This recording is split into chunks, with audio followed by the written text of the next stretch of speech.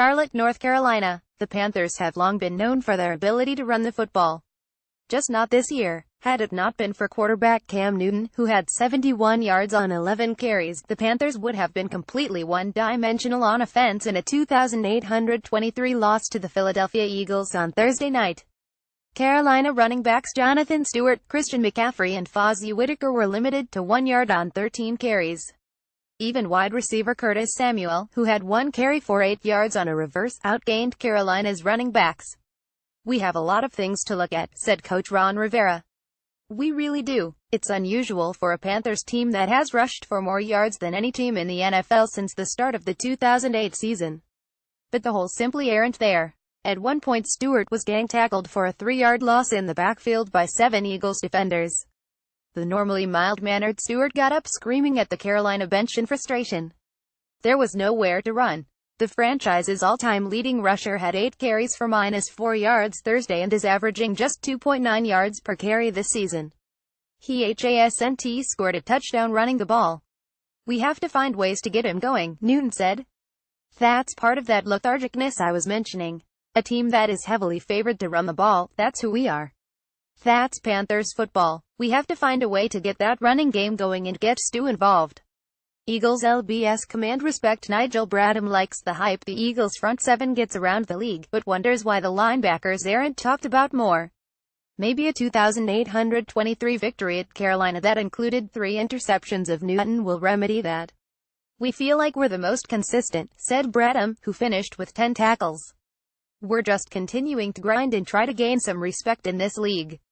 Even in our division, we don't get much respect. How can they just talk about the front 4, and forget the linebackers?" Outside linebacker Michael Kendricks led the Eagles with 15 tackles.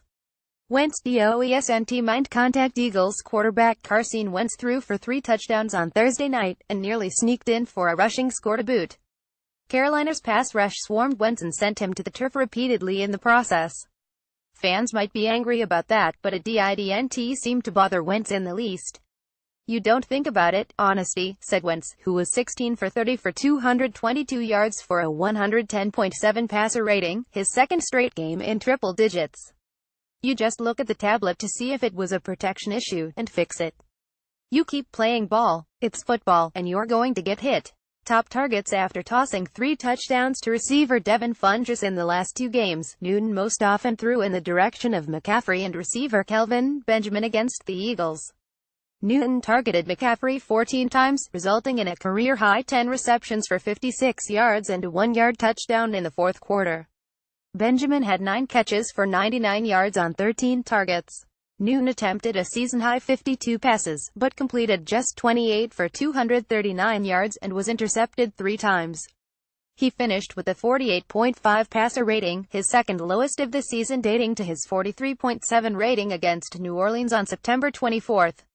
In his previous 2 games, Newton had completed 77.4% of his passes for 671 yards, 6 touchdowns and 1 interception.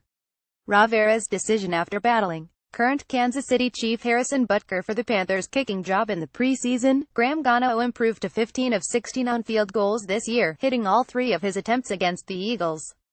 That's why it seemed strange that with the score tied at 10 on the final play of the first half, Coach Ron Rivera passed up a 58-yard field goal attempt and went for it instead. Rivera said he didn't want to put Gano out there to kick into a crosswind, even though Eagles kicker Jock Elliott had made a 50-yarder at that same end of the field earlier in the game. Gano hit a 39-yard field goal in the first quarter and connected from 20 and 46 yards in the third. His only miss this season came at Detroit October 8 when he missed from 55. Peppers milestone. Julius Peppers is still strong at 37. Peppers needed 1 sack to become the 5th player to reach 150 since they became an official statistic in 1982.